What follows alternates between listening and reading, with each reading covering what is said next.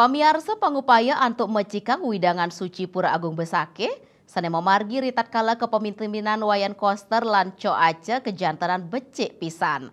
Risampun wangunan fisik keaptiang penataan inucap ngelantur, ring sejeroni ngutuang kesukertan krama lokal, sane ngeruruh pengupa jiwa ring Pura Pinih Ageng ring Bali inucap. Pemucuk pemangku Pura Agung Besake jero mangku Anglurah Bendesa Iputu Artayase dahat ngapresiasi rengkuentenan penataan kawasan Pura Agung Besake. Putu Artayase ngawohin penataan Besake puniki mangdani memargi imbang pantaraning fisik miwah mental.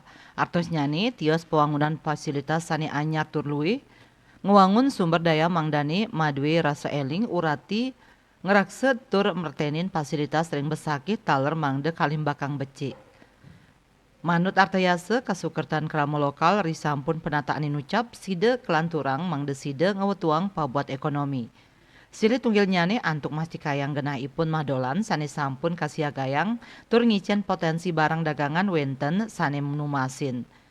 Pet Prade manggih pikobet punike sangkaning genah adolan utawi warung nenten kementasin oleh wisatawan utawi pemedak.